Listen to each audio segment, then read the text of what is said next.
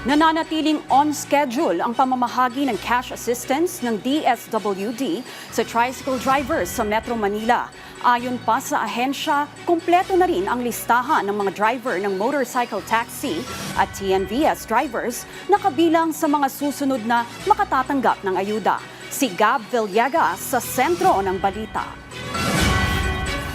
Labis ang pasasalamat ng mga tricycle drivers na sina Jose at Ariel sa natanggap nilang 5,000 pisong cash relief assistance sa ilalim ng Assistance to Individuals in Crisis Situation o AICS ng Department of Social Welfare and Development.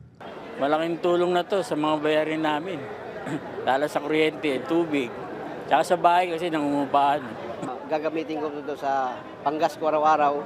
Ngayon, pupunuin ko na yung tangke ko para hindi maabala yung biyahe ko tuloy-tuloy kahit mahalang gas.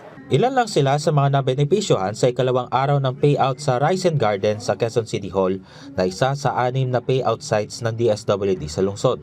Aabot sa 23,000 tricycle drivers sa QC ang target na mabigyan ng tulong. Personal na tinignan ni DSWD Secretary Rex Gatchalian ang distribusyon ng tulong. Ayon sa DSWD, aabot sa higit 40,000 mga tricycle drivers na ang nakatanggap na CRA mula sa AICS ng DSWD.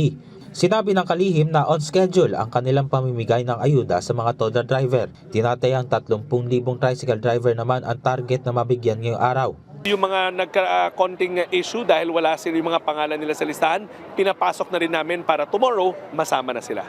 Ayon sa DSWD, kumpleto na rin ang listahan ng mga motorcycle taxi at TNVS drivers at tinaasahan na sila naman ang susunod na makatatanggap ng 5,000 pisong tulong sa ilalim ng AICS ng kagawaran. Nakikipag-ugnay na rin ang DSWD sa Land Transportation Franchising and Regulatory Board o LTFRB, pati rin sa mga lokal na pamahalaan para sa schedule ng payout. Isusunod naman sa mabibigyan ang mga jeepney driver at mga nasa delivery services.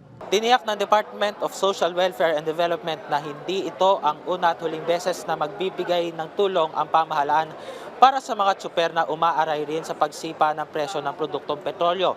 Patuloy rin na babantayan ng pamahalaan ang paggalaw ng presyo ng krudo sa pandaigdigang merkado at ang sitwasyon sa gitnang silangan.